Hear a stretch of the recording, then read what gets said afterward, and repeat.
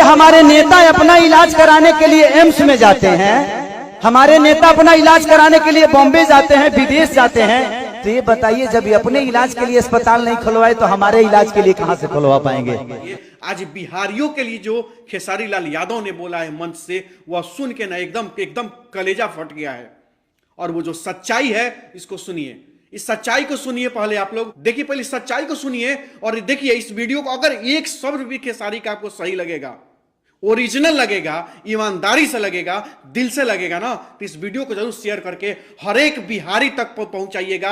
अच्छा, हम नाजायज बोलते हैं चाचा। अभी बताइए खेसरिया जब अपना खातिर हॉस्पिटल नहीं बनवले तब गांव भर का इलाज कहां से कराई।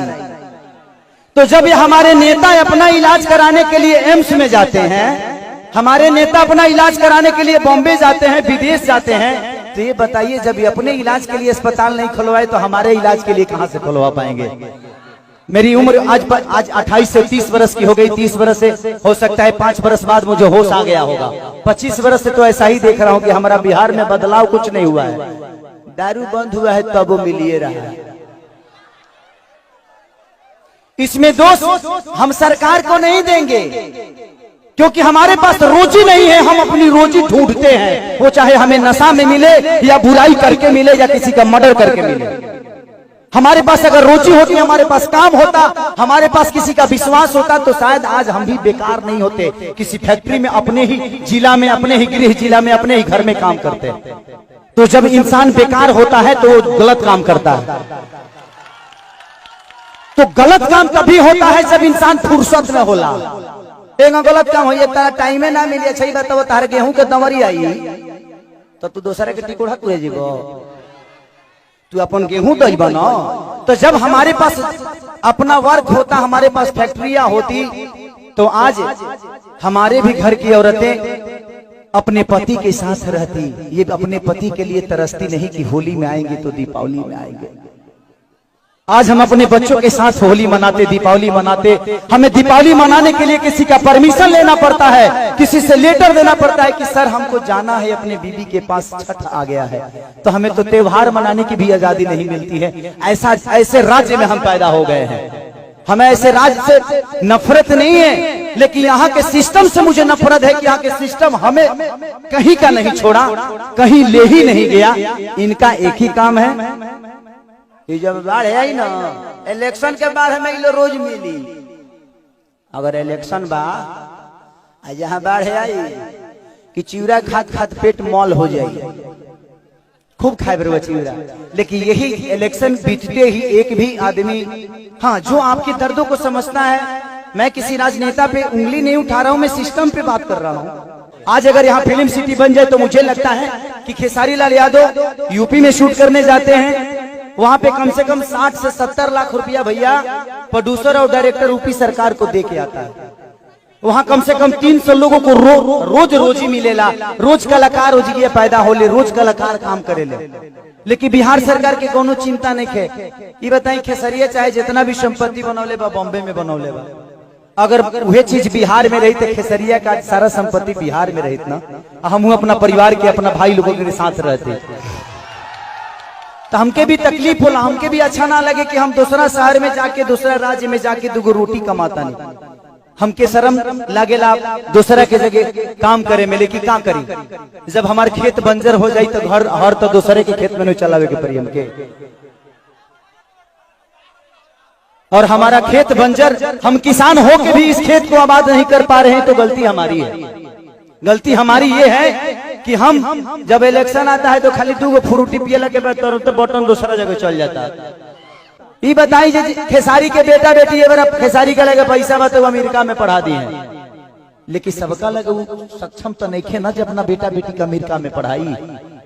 तो बिहार में कितना लोग खेसारी बाजी, एक गो ना, एक गो खेसरिया बा।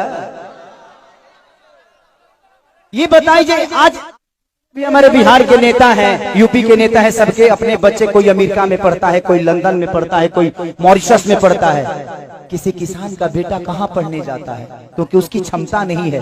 क्योंकि इन लोगों ने अगर यहीं पे स्कूल दिया होता तो इनके भी बच्चे यहीं पे शिक्षित हो जाते, लेकिन इन्होंने जब अपने बच्चे का भविष्य तय नहीं किया तो हमारे बच्चों का भविष्य तय कहां से कर पाएंगे।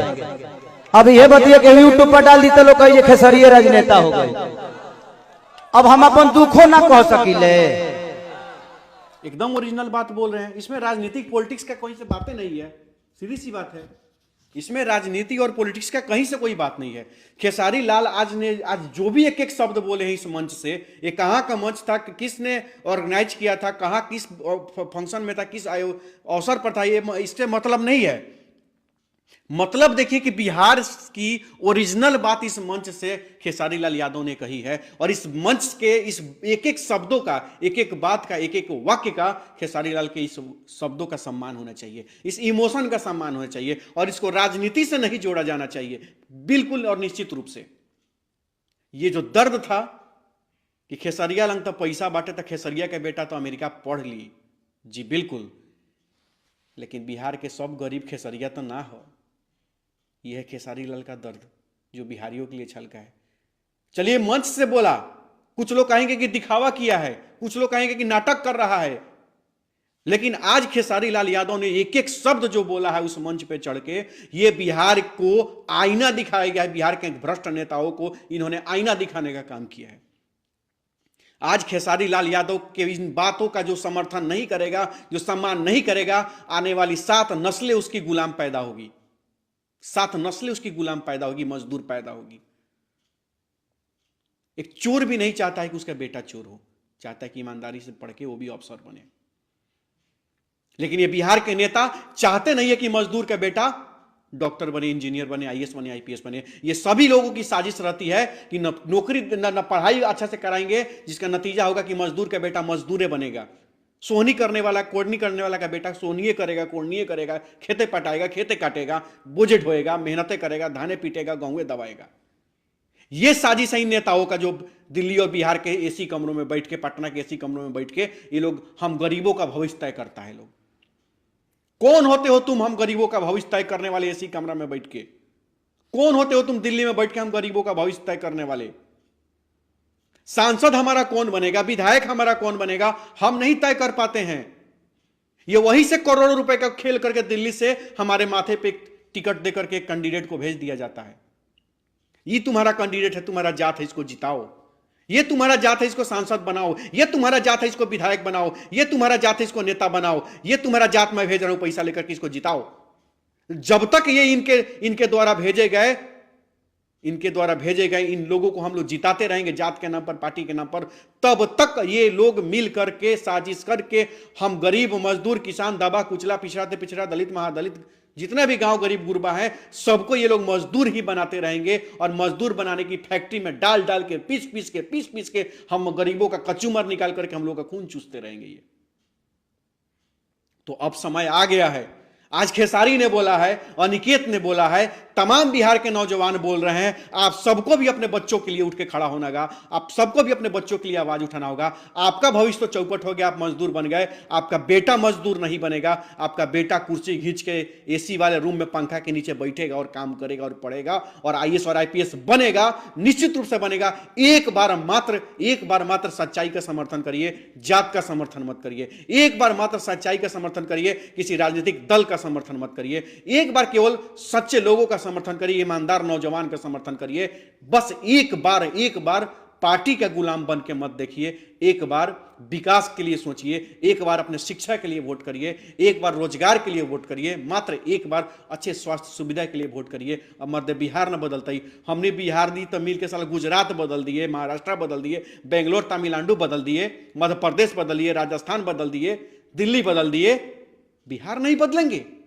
अरे प्रयास करेंगे तो बिहार नहीं बदलेंगे, निश्चित रूप से बिहार बदलेगा और हमारे सपनों का चमकता बिहार जरूर बनेगा। बशर्ते कि आप सभी लोग, खेसारी जैसे लोग, अनिकेत रंजन जैसे लोग और तमाम वैसे नौजवान जो बिहार को बदलने की बात करते हैं, भ्रष्टाचार को मिटाने की बात करता है, नया सूरज उगाने की बात करता है, उसका समर्थन होना चाहिए। और खेसारी लाल यादव का कोई विरोध करता है तो वो कृष्ण का वंशज नहीं होगा, वो कंस का वंशज होगा। वो राम को मानने वाला नहीं होगा, वो रावण को मानने वाला होगा, निश्चित रूप से।